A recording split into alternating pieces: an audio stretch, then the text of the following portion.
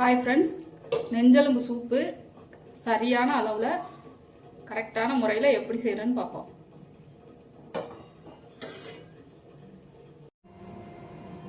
கால் kilo அளவுக்கு நெஞ்செலும்பு வாங்கி கழுவிட்டு வச்சுருக்கேன். எடுத்து 10 சின்ன வெங்காயம் எடுத்துருக்கேன். அது கூட சீரகம் சேர்த்துக்கிறேன். மிளகு ஒரு 5-6 சேர்த்துக்கிறேன். இதை நல்லா நைஸாக அரைச்சி எடுத்துக்குவோம். அரைச்சி எடுத்துக்கிட்டேன். கழுவி வச்சுருக்கேன் நெஞ்செலும்பு அதில் சேர்த்துக்குவோம். குக்கரில் அரைச்சி வச்சுருக்க பேஸ்ட்டையும் இதில் ஊற்றிக்குவோம். இஞ்சி பூண்டு பேஸ்ட்டு 1/2 ஸ்பூன் சேர்த்துக்கிறேன். மஞ்சள் பொடி ஒரு சின்ன ஸ்பூனில் 1 ஸ்பூன் சேர்த்துக்கிறேன். 2 தக்காளி நறுக்கி வச்சுருக்கேன் பொடியாக, அதையும் சேர்த்துக்கிறேன். தண்ணி தேவையான அளவு சேர்த்துக்குவோம். கொஞ்சம் எலும்புக்கு மேலே வச்சுக்குவோம். இதை நல்லா மிக்ஸ் பண்ணி விட்டுட்டு குக்கரை மூடி 7 விசில் வச்சுக்கிறேன். நான் அப்போ தான் நல்லா வேகும். 7-8 விசில் கூட வச்சுக்கலாம். எலும்பு எந்த அளவுக்கு வேகுதோ அந்த அளவுக்கு சூப்பு டேஸ்ட்டாக இருக்கும்.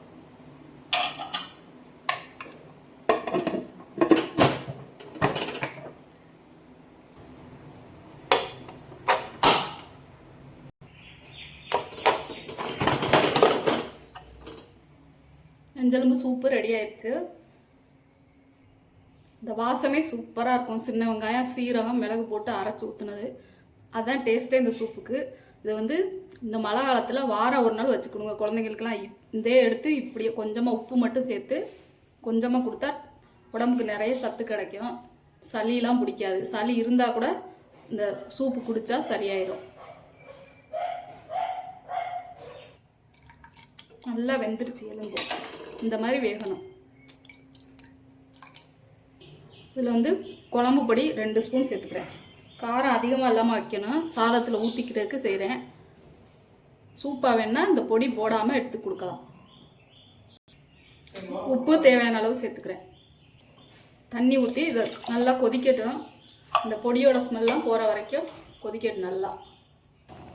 நல்லா கொதிச்சிருச்சு. அதில் கொஞ்சமாக புளி ஊற்றுறேன். ஒரே ஒரு சொலை. எங்கள் வீட்டில் எல்லாருக்கும் புளி ஊற்றுனா தான் பிடிக்கும். அதனால் கொஞ்சமாக ஊற்றுறதே தெரியாமல் ஊற்றுறேன். நிறைய ஊற்றக்கூடாது.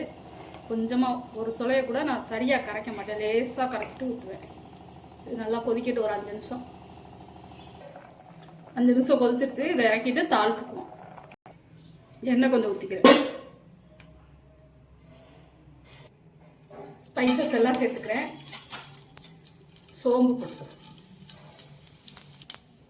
வெங்காயம் பொடியை நறுக்கி வச்சிருக்கேன், அதை சேர்த்துக்கிறேன். கருவேப்பிலை சேர்த்துக்கிறேன். வெங்காயம் நல்லா பொன்னிறமாக வதங்கட்டும். நல்லா வதங்கிடுச்சு. அந்த சூப் எடுத்து இதில் ஊற்றிக்குவோம்.